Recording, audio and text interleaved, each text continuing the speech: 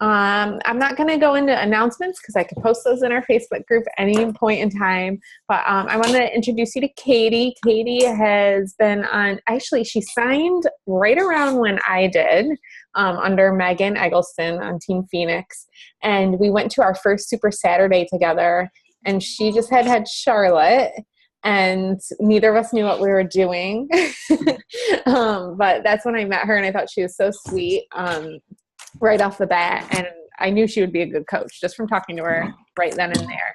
But let me give you a little bit of her credentials, I guess you could say, as a coach.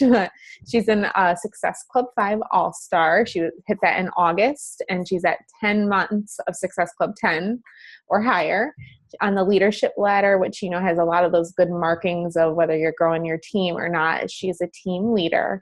And what I can say about Katie is I feel like she's the most like persistent of coaches. She never gives up. You could tell with her posts that even if I don't know, I feel like she always comes through. She's like, oh, I'm having a bad month, but then she comes through with Success Club 12 or 15 or higher. And a lot of that, I think, has to do with her ability to relate to others. And I think that people are drawn to her sweet spirit. Her posts about her kids make her relatable.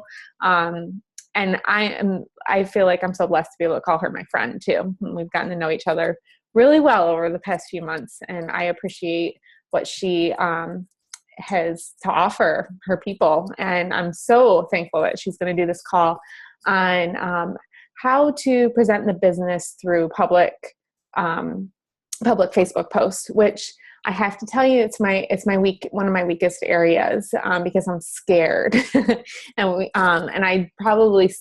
I feel like I probably push that off on you all, because I think that when you look at Katie and her team's posts, they all kind of imitate what she's doing, which, you know, that's the marking of a strong leader. So I was so grateful that she said she would share with us some tips and tricks that she's picked up along the way. So I'm going to let you take it away, Katie. Sure. Well, thank you for that. That was so sweet, everything that you said. I have to just say that I remember sitting in Megan's living room on that first Saturday, and she's talking about like getting on the wait list for like the trip, and we're both like, she is out of her mind if she thinks we're going on it. I don't know. I just remember being like, oh my God, this is just the very beginning for us. But anyways, thank you for that glowing speech about me. That's very sweet. Okay, so presenting the coaching opportunity on social media. And I have to preface this by saying that, so this has been almost 2 years into the business for me, and I really feel like this has, my posting ability has kind of grown and gotten better throughout those 2 years. I didn't start out, you know, getting tons of likes and comments and all that kind of thing. So if you're just starting, like Jen said, like being consistent and persistent, and keep plugging along, because you will build a following and a presence on social media as long as you're doing it all the time. So don't think that, you know, just because you see coaches who've been in the business for a long time getting a ton of likes and comments that you're doing something wrong, because you're not. Stick with it. So I look at my social media as like a representation of my business. I mean, almost every time I post, even today I posted a couple pictures of my daughter's birthday party, and I have a camera full of pictures from her day today, but my personal page has become my business page. I also have a like page, but I still use my personal page a lot. So I'm not going to post like 50 pictures of my daughter's birthday party. I just view that as my business page. And I'm always an open book on it. Like I do think that I've grown into that, but I feel like Megan Eggleston's really good about sharing that, and I've kind of following in her footsteps. But being vulnerable, sharing all the time, I kind of look at my life as like a journey, and how do I want to represent that on Facebook? I almost picture it like a reality TV show, and I try to add in, I love reality TV shows. I don't have time to watch them anymore, but kind of putting my life out there, adding humor into it. I think that's sort of like part of who I am, because I want people to hear my voice in my posts. And I don't know if they always can, but I like using the little like cry emoji, like you're laughing and you're crying. And I like to kind of like make fun of myself while I'm doing it. I don't know. But that's sort of how I plan my post. And I try to present coaching just as much as I present like the fitness side. And I think that has really helped me. I don't get like tons of coaches. I'm not like a recruiting machine, but I do feel like for the quantity of coaches that I have a lot of quality coaches. I have a lot of coaches who are working the business. I mean, I'm shocked when I hear, who's pushing for Diamond even. So for my number of coaches, I think that I have quite a few who are working the business. And I think that those discount coaches have a place on our teams, and you need to have them. But I also think that you can't go very far if you don't have successful coaches. So I think that recruiting all the time and painting a picture of coaching on social media has definitely helped me sign up coaches who want to work the business. So let's see. I listened to a call by Bonnie Engel, and she talked about two things that like I really walked away with. One was creating sneak peeks on your wall. So I know Jen runs like 3-day sneak peeks into coaching. But when she said that, it really hit home, because you're only going to get a certain amount of people who want to join those sneak peeks. So presenting it on social media so that other people can see what coaching is, I mean, that was like an eye-opener for me. And I think so many people, even like my close friends and family, like they don't get it. Like this is like, they kind of look at me and they're like, what are you doing? Like, why are you working 2.5 to 3 hours a day? Like, why do you go, why do you put your kids in, they put them in a little daycare where my husband works and I work for a couple hours. They don't know what you're doing. They don't get it. They don't know if you're making money. They have no clue. So I feel like presenting it is so important. So that really hit home. And the other thing was creating a life on Facebook that other people would want to live. And that's where like coaching comes into play. And I don't mean like faking it, but coaching has really truly made me happy in like so many ways. So why wouldn't I share that and like paint a picture of my life that's good? Now, I think Facebook, we all know Facebook's kind of a highlight reel, and sometimes, I try to be real once in a while and be like, oh, look at my house. I mean, I have like 10 piles, baskets full of laundry. I'll talk about like, the dishes or whatever being piled up because I'd rather do this than that. But I think staying positive all the time and showing that coaching makes you happy is really important, because if you don't show your life as a life that you want to live, I don't know why anyone else would want to live your life and be a coach. So I think those are two really important things I got from that call by Bonnie Engel.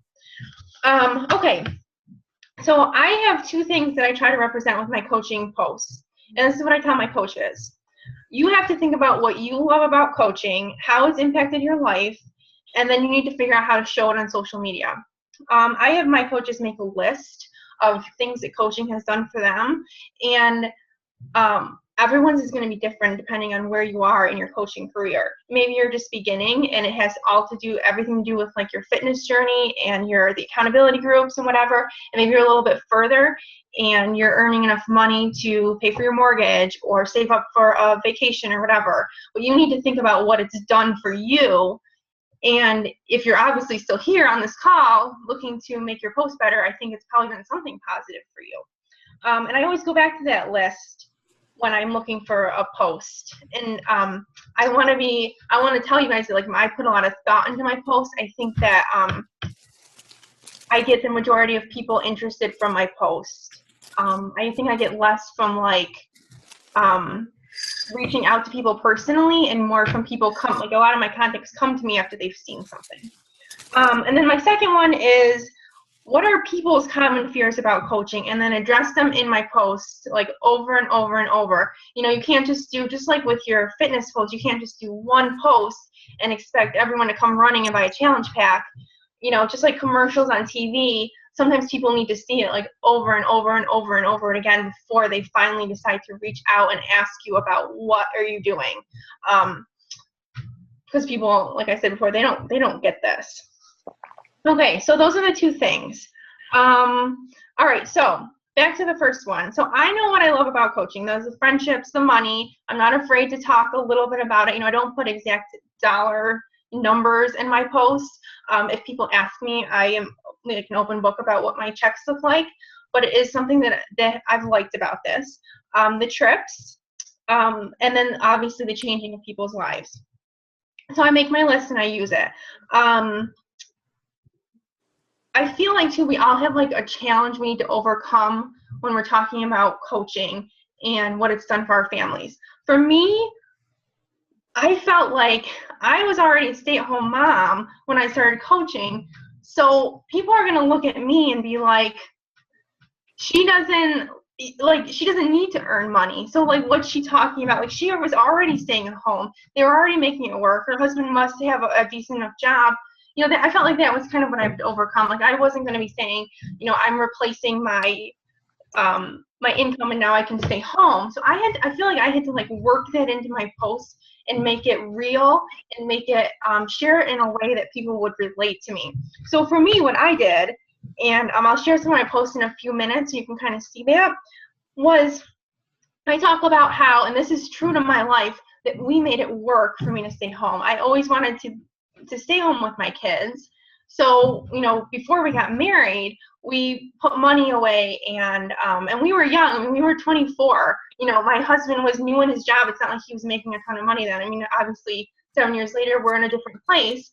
But we bought a small house, like a starter home, and we based it on what he was making, not on what I was making.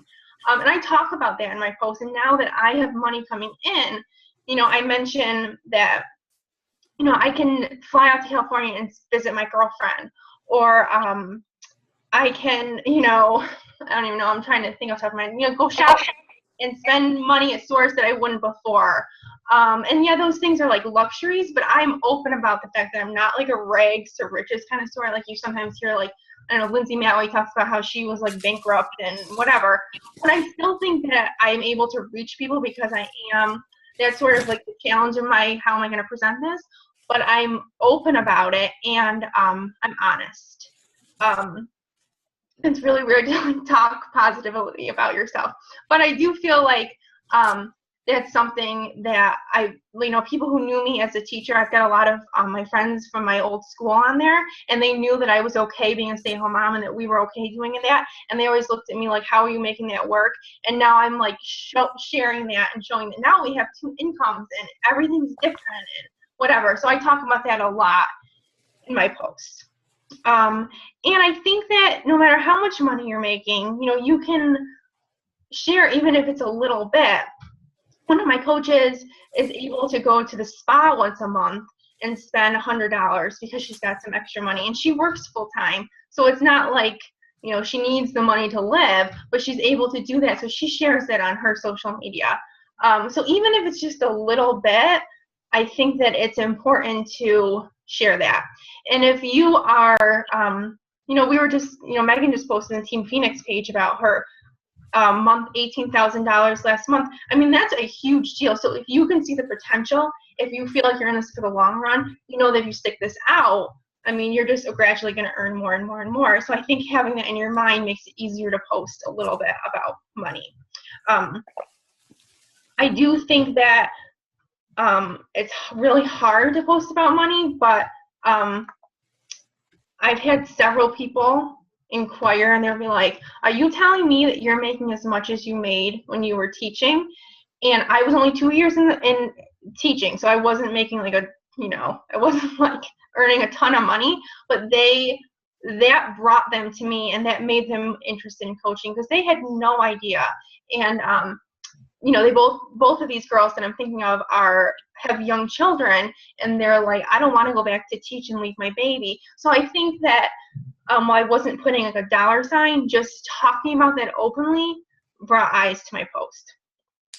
And then the other thing, common fears about coaching, I think some people worry about like time, like how much time do they need to put in. And I will often say, you know, I have a post I'm going to show you where, you know, I say I'm only working an hour and a half today, or I'll say like, I don't know, for the first year and a half of my business, I only worked when my kids were in bed or whatever. I think addressing that in your posts, if you hear like negative, if you're talking to someone about coaching and they give you kind of a negative feedback, I think addressing that in a post, because if they have that concern, I think other people have that concern.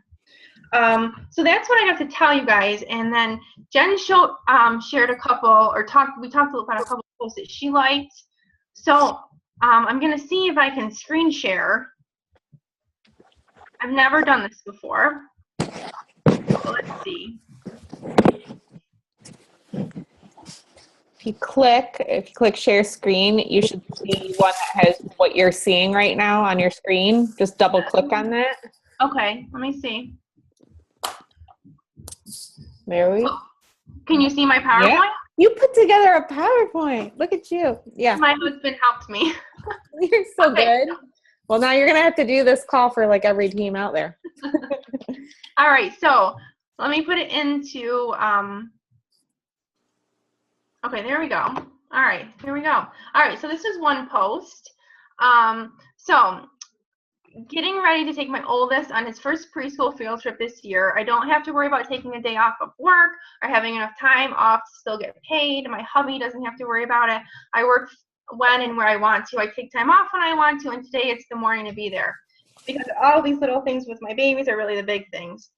And right now all I'm worried about is whether it'd be better wear my hair curly or straight. So, I mean, I guess I did a post like this last year that got a lot of really good feedback. People were messaging me like crazy. But I can't even tell you how I come up with these, except that I'm really feeling it in the morning. And usually if my son goes to work or goes to preschool, I usually go work at where my husband works. And I wasn't going to that day. I was going to take him on a field trip. So that's kind of why I shared this. And my husband doesn't have to worry about it either. If I was going to work, I mean, the stay-at-home parent, the one who works, has some good things, just good things for him as well. And I don't know why, I always try to add some humor. And that's really what I was thinking about, was whether I should wear my hair curly or straight in that moment. So I feel like I'm always kind of thinking in the moment and living my life through Facebook posts, as weird as that sounds. So there's that one. The next one, being real and finding time. And this was really how I was feeling. Who else gets moody once in a while? I was feeling really moody. Like, you just don't want to get busy, uninspired, unmotivated. I have an hour and a half to work today, and the first thing I did was listen to my girl Diana speak, who is one of my success partners and is amazing. I listened to her diamond thing in the Team Phoenix, her first one, and it literally changed my whole outlook on that day. Speaking about her coaching career, and that was all I needed to get inspired.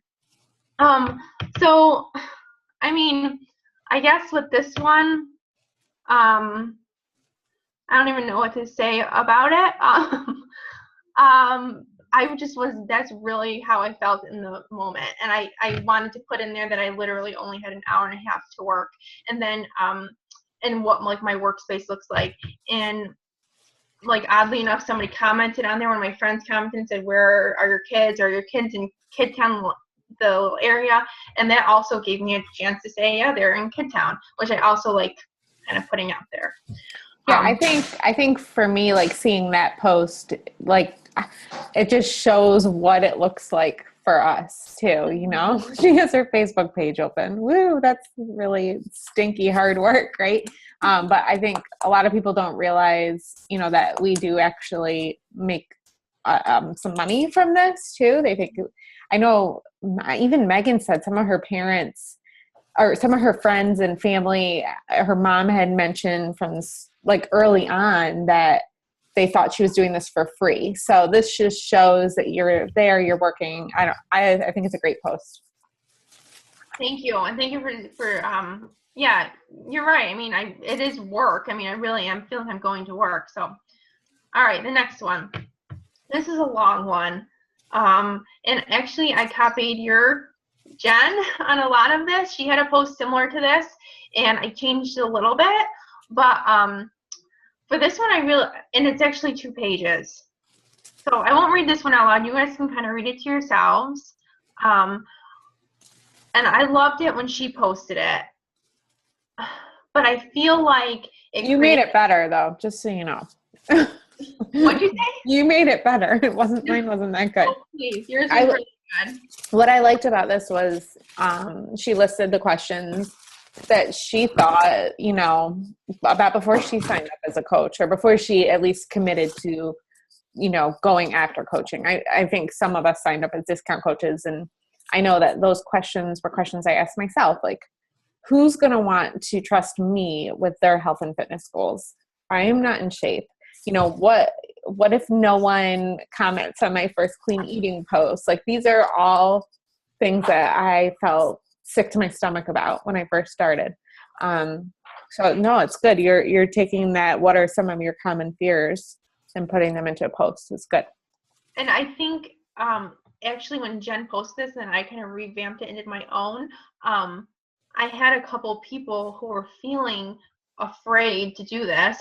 And actually both of them have now signed up to be coaches. But they, one of them was thinking like, no one wants to join me because they already know a Beachbody coach. And the other one was thinking she could never do this. She's too old or whatever. So that was another thing I saw Jen's, I was like, I gotta do this. These people have these fears. I'm gonna do it. Here, I'll change it to this one. This is the rest of it. It was so long, it needed 2 slides. So this is the rest of it, and it was kind of a call to action. So we were hosting a 3-day sneak peek group, which I also think is very important to have a call to action. I haven't read it completely, but the Jab, Jab, Right Hook book, I am notorious for starting personal development books and not finishing them. But the Jab, Jab, Right Hook talks about setting up your audience for a call to action. A call to action meaning like comment below, why not me? And I think I only had like 3 people comment, but 3 people is better than nobody. And before that, my posts are I feel like I try at least to have, before a clean eating group or a 21-day group or like a sneak peek group, that day I'm like, over the weekend, I'm like, I'm going to save this post, and this post for Monday. Because then Monday night, it's going to be my right hook. Did you have something else to just say, Jen? Yeah, well, I was just going to say, at the beginning, you probably won't get anyone commenting. You might get a few likes, but they're at least being exposed to what you're doing, so that they know who to come to when they might have the urge to do something like this. Like Katie said, she had 3 comments after how many years of almost 2 years of coaching at this point. And that's okay. Like, if you can, it goes back to that, like, your emotional state. Like, if you can keep your emotions pretty even keel, like, oh, nobody liked or commented on my post, but they're being exposed to what you're doing. So yeah. Oh yeah, everyone's watching you like crazy. People who never like or comment are watching you, and that goes back to just like being consistent and being rooted in your why. That's that one. All right, coaching for myself. I'll let you guys read it, but I mean, Jen, you might be able to speak on this one, what you liked about this one, but I felt like real about this. I mean, this was talking, this is how I felt. My husband has been traveling a lot. I hate being alone. I get lonely. And I have my mom come over and she helps me a ton. But for the first time, he'd been traveling every week, but for the first time I realized that even though my mom was there, I was okay. Like, I still actually wanted to come upstairs and work, but I realized that I wasn't lonely. I had something, I was almost okay with my husband traveling. I mean, I miss him and everything, so it sounds terrible, but I almost felt like we're okay. Like, I have something for myself. My kids are, I am also explaining, my kids are like enough, but I felt like this was like for me, and I was okay for the first time in a long time, and I wasn't lonely because of these girls. Yeah, no, I think it shows what another aspect that coaching is bringing to you, mm-hmm. which it's good. No, we all know you love your kids and your husband, obviously based on your posts, so don't worry about that. No, I think it just shows one more one more piece that coaching can bring to people's lives. It's true. Like my girls on my team are like my best friends now. Okay. Like how cool is that? Mm-hmm. So you're so right. And I think that some people are drawn when they hear like what you're making and the money side, but I feel like this is such a huge part of it, probably more so than even the money. So I want to present that to people and, you know, let people see that. And then the last one was this one. I'll let you read through it.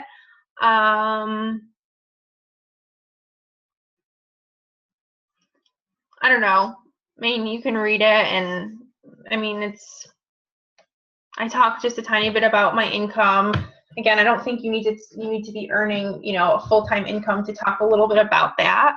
I don't know. Oh, it's good. There's a couple girls on your team too. I feel like I've seen Alyssa Eisenhower, post one about, I forget what it was. Is she the one that went to the spa? Yeah. Yeah. I think I saw her put up a post, and like that's someone you could look at on Facebook, girls too, like outside of Katie, because obviously Katie's been doing this longer, so she's making more than them.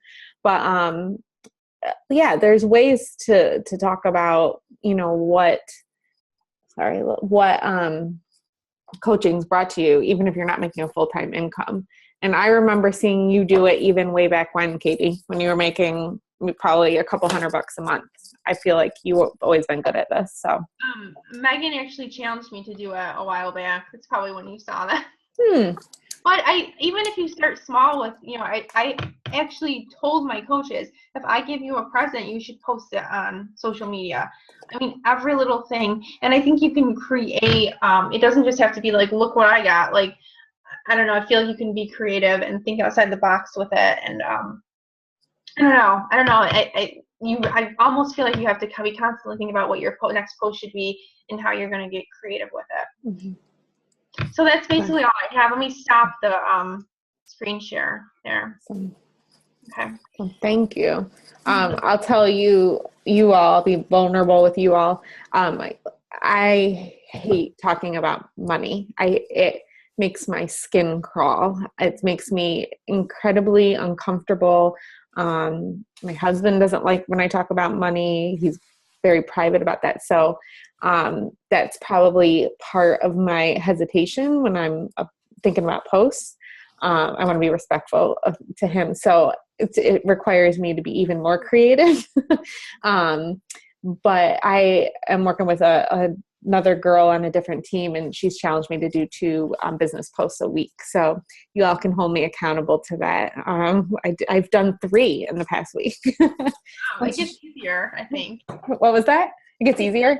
Easier, yeah. Yeah, you got to find your style, right? Everyone has a little bit of a different style when it comes to this kind of thing. But I think the way you've done it has been very tactful. Otherwise, I would not have asked you to do this call. So, does anyone have questions? No, not yet. You will. Okay. You're probably like, what did I get into? Heidi's first team call. I haven't even welcomed her into our team page, but she made our first team call since she signed up to coach. Awesome. Hi. I have a question. Go for it, Lisa. So I have a full-time job and I work out of a home office. So I feel like I need to be really careful about posting things. I love the idea of having my Facebook page be like my business page, but I just have to be careful, you know? So I was just wondering, because I don't post at all about the business, and I post about challenges and things, but could you just do it in the evenings? Because they can't say anything about what you're doing at night, right? Like people post up at night. Yeah, that's not that's not a problem. I guess I just need to think a little bit more about it and be extra creative about it. it would be so much easier if I didn't have a full-time job. One day. Yeah. One day. Right? So you're not worried about like the time away. Like, are you worried about them seeing you posting on Facebook and being like, why aren't you working? I should be more worried about that, but I do try. I know, right? I do try to post a lot of things through Buffer. And I feel like if I post it through Buffer, then I can, like, I can say, no, I planned all that last night during, True. even if I do, because they'll never know if you put it through Buffer right at that moment. right, exactly. Although you don't want to be sneaky, but yeah. Yeah. Mm-hmm. I think it was something, Katie, that you were talking about at the very beginning, about having your Facebook page, like you just talked about posting about the business a lot. And so I guess I could just make sure that my business posts, my sharing of the business posts were in the evenings, and maybe. Which is better maybe anyways, really. Yeah. Probably for your people. Yeah, that's true. And I think you mean when I say like social media is representative of your business. Like I feel like it doesn't mean like everything has to be like the coaching opportunity, but just in general, you want to keep your social media mindful of that and sneak it in there when you can. Right. She still puts up lots of pictures of her children and whatnot. She's not going to put up like a whole photo album. Right. The best, I talk about this a lot. I'm sorry if y'all have heard it before, but from Summit, actually Katie and I had a hysterical conversation after one of the speakers talked about breadcrumbing and how you need to dissect these events in your life and break them down into little bits and pieces. So like if Charlotte had a birthday, Katie did it tonight. Like she put up a picture of the cake she made versus the cake she was trying to make. That would be breadcrumbing, unless we talked about how for a while we hadn't been breadcrumbing, and how I think I said something like we've been throwing out like a whole baguette at a time. Yes. And so that would be like putting out Charlotte's whole photo album from her birthday party and saying, here's your baguette. So, anyways, there's ways to break it down. I don't know what got me thinking about that, but like just taking, you wouldn't want to put a whole photo album out there all at once. You could break it down and work on your Facebook affinity by her funny post of saying, here's my non-Pinterest cake versus what I was going for. And that just affects her Facebook affinity, because I bet you that post will turn out to be a good one. Mm-hmm. Probably already has, right? Yeah. Uh-huh. Yeah. Cake, I mean. It was cute. You're being hard on yourself. Yeah, exactly what she said. It's the same with your fitness journey. You don't want to like just do like spill your guts about your whole fitness journey in one post. Like you want to like one of my coaches were working on her social media, and she is someone who has changed her lifestyle completely. I mean, like she used to eat like macaroni and cheese and pizza every night, and now she's eating, salads with almonds and strawberries or whatever. So like I've told her, you need to be putting that in like a post like 4 times a week, being like, I couldn't do a push-up a year ago, and now I'm doing 5. Or, dinner for my family would have been like this greasy thing, and now I'm eating this. Like it needs to be kind of drop the pieces as you go, so that people keep coming back. Mm-hmm. It's like those commercials that they have out right now. Not that I watch a lot of TV, but they're like, they show a little scene. Have you seen these commercials before a football game? They show a scene and then they're like, do you want to see the rest? Log on to this account. I'm like, come on. Anyone watch The Walking Dead? The Fear of the Walking Dead has been like that. I really, yeah. Disgusting. No, we used to watch it. We used to watch it. Oh God. I'm like that, sitting there like, oh my God. But they have like the commercials, and then we're like, what's gonna happen next? Oh yeah. Well, we are about to be out of time. If you think of any other questions, feel free to message me and I'll send them over to Katie. Thank you for having me, Jen. Yeah, thank you so much. It was a great call. Appreciate your time. Thank you, Kate. All right. Have a good night. Good night.